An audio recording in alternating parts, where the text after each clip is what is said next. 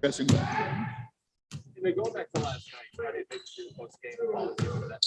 Did you give any consideration to challenging? I tried to. I stepped on the floor and tried to get the referee's attention, and apparently I was missed.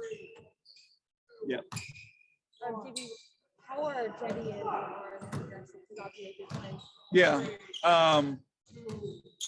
Well, again, my expectations, Jetty's going through some contact stuff now. And always we have to wait and see how they respond tomorrow. But he looks good and he's progressing well. How was Darius today after the hit last night? He was a little sore, so he wasn't able to do much today. But again, we're just trying to manage it as best we can and make sure they're ready for game time. Is it their concern that it'll be like long term or just in the moment? Again, I don't know. Okay. He was back with our training staff. I went and spoke with him and just talked to him, see how he was doing. But there hasn't been a decision made on any of that yet. Was it his face, his nose, his mouth? He got hit in the back of his neck. So when I was back there, they were working on, just loosening that up.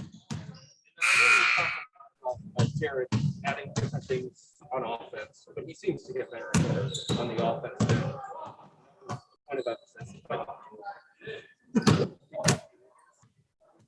I mean, it's hard to say because you watch what he does and how he continues to get better and impact the game. And I don't want to put these grandiose,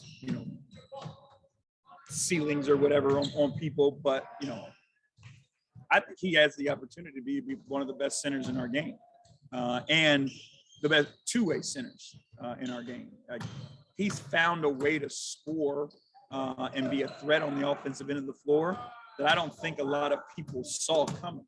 But what I notice about him, and when you watch him, he's got great footwork and great balance, and that allows him to get to his spots. And obviously his first step is quick. And then, again, it seems like a small thing, but ever since I've watched him, he's been able to make layups. So when you have a guy who has great footwork and naturally makes layups, then you have an opportunity to extend and expand his game. And then the balance and the footwork all comes into play. And now, he's a threat. You know what I mean? You can throw the ball into him in the post, and he's going to get the shot that you want. With Isaac, we always talk about him playing the two and being aggressive offensively, but what's the next step for him playmaking-wise and facilitating-wise? And is there anything, I guess, working on there with him to do that more or find that balance? Well, I think what we've seen the last couple games, and we talked about it a little bit, is they've changed their matchups on him. So now he has to do different things to get the ball in position to play make. And it may be a little bit awkward, but they're putting bigger guys on it. So now he's got to be the guy that sets the pick and roll. So now he sets the screen, he rolls, he gets the ball in the pocket, and now he has the ability to play make. So those are things that we've been talking to him about. And, again, when you are a competitive team, teams start to make those adjustments, and now you have to make the next adjustment. And, that's the stage we're in right now. How do you think he's in games, I guess, noticing those adjustments and being able to adjust on the floor? Right. I think it's something that takes time. Again, we played him a ton of minutes last year, but he still doesn't have a ton of NBA experience. And again, last year they didn't play him that way. So this is new for him. So all these guys, as they take those steps, you have to see it a couple of times, and then you have to do what we ask you to do and have some success, and then you start to figure it out and say, oh, this does work. Here's what I need to do when the next time this happens. Is there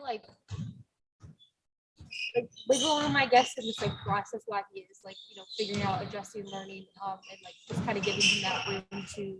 Yeah, that's what we are still an extremely young basketball team, and we can't expect these guys to be finished products.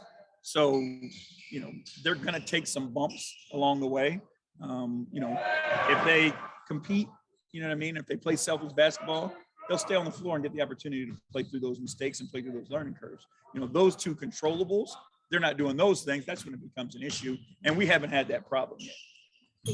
Getting guys back last night, how much consideration did you give to the starting lineup instead of Isaac? And what do you think about Isaac? I think there's just the matchup. Obviously, James is one of the best guards we have in our game. Isaac's strength, is defensively. I thought he did a really good job against him. Made it difficult on him. But again, James is a hell of a player. But that was the thought going into it, is having a guy out there that, can be a lockdown defender to space with the rest of, your offensive group. Allen has had that spot for so many years, that starting shooting guard spot. Is it fluid now moving forward, or is it Isaac? It's Isaac's spot. And obviously, injuries and game by, the things come up, we can always make adjustments. But we want him to feel confident in that role. We believe with consistency is how you see consistency in performance. The in and out, the back and forth can cause guys, mentally to struggle. So we want to give him an opportunity to continue to play that spot. And again, he's done all the things we've asked him to do, right? So he deserves that opportunity.